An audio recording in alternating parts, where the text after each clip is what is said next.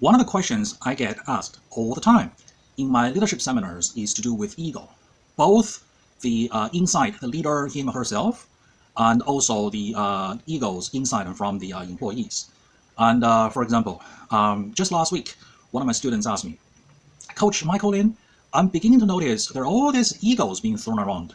And I first noticed them in my employees, and then I noticed them in myself. I'm beginning to notice, yeah, ego plays a big part in employees' behavior, attitude, their thinking, their feeling, and they're wanting to do certain things and not wanting to do certain things.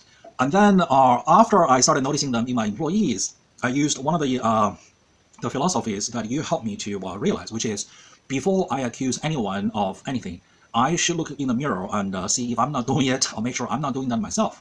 So I started to notice my own ego and how my own ego can get in the way of me succeeding. So how do I not have my ego get in the way? How do I remove my ego?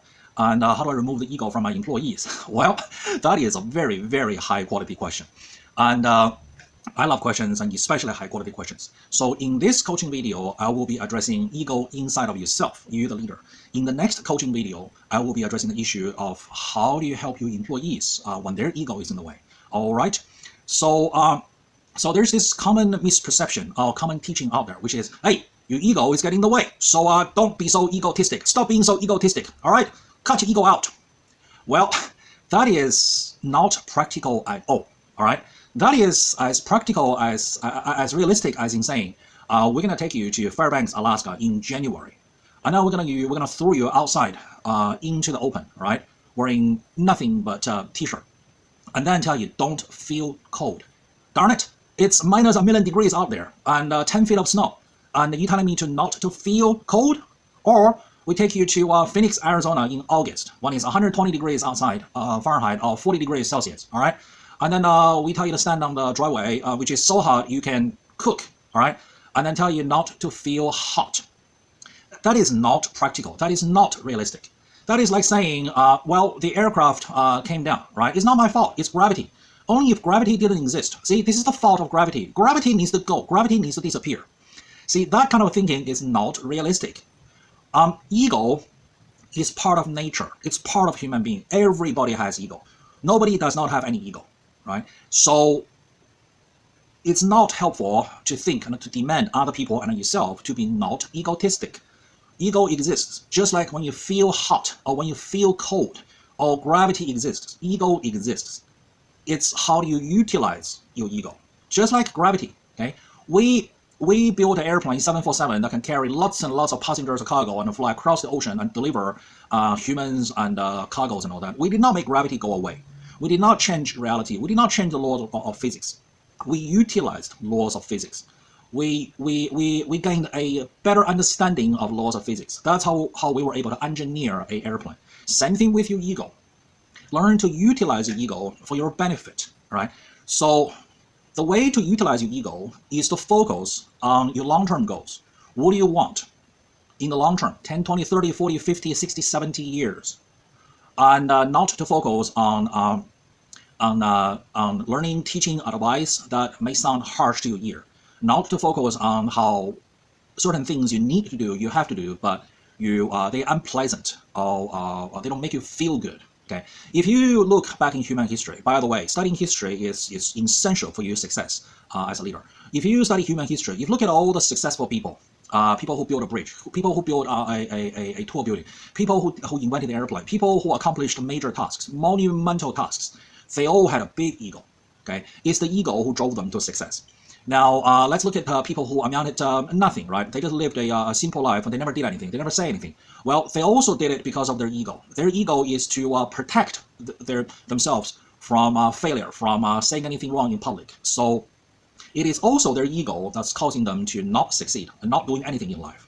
So the way to utilize your ego is to focus on your long-term goal, your long-term ambition, what you want 50 years, 100 years down the road. What do you want for your children? What do you want for your grandchildren? What big picture goals, ambitions do you have? When you focus on those things, then you wouldn't be able to focus on the little things. This is why people with long-term goals, long-term ambitions, they're able to learn new things, accept advices, right? As we say in Chinese, good medicine tastes bitter, and honest advice sound harsh to the ear.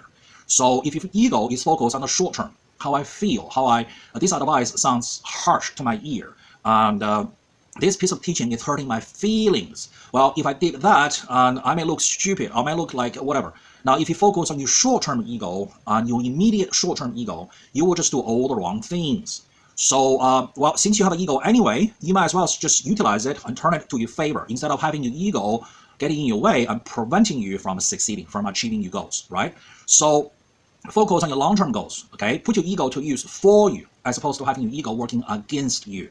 So focus on what you want in the long-term goal and put your ego to use for you, and a result, and you won't be able to care so much about how harsh the honest advice is, how bitter the good medicine tastes. You will be able to think, oh yeah, all of these are good for me to get what I want in the long term.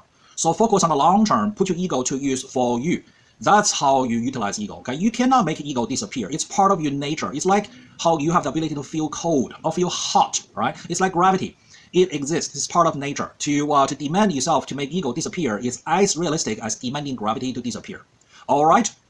So if you need coaching, or if you need to provide training to your employees, or if you need business consulting, just send me an email. Make sure you subscribe to this channel and hit the like button for this video. And also, make sure you share this video and all my other videos with your family, your friends, your colleagues, people you are growing together with, working together with, learning together with. Let's think about it. Okay? Do you think your life will get easier if you are the only person improving and nobody around you is also improving? No, that couldn't be further from the truth. Okay, if you are the only person improving and nobody around you is also improving and learning, your life will just get more and more complicated and more difficult, because the people around you, the people you work with, they don't understand your latest thinking, learning, therefore your latest doing. And they will, instead of helping you, support you, to go with you, they will be going against you, and they might even sabotage you. Now, the worst thing is, what if they found out you've been learning and you've been holding out on them? Do you think they're going to like it, or do you think they might be a little bit ticked off? Right? Right. That's why you want to share this video and all my other coaching videos with as many people as possible, all the people you're working with, learning together with, growing together with, all right? And also make sure you and all your people hit the notification button. This way, every time I release a brand new coaching video, who do you think are the first batch of people to get notified and start learning? You guys, that's right. So be the first batch to learn and get ahead of the competition. All right, until next time, keep on learning. Coach Michael Lin, signing out.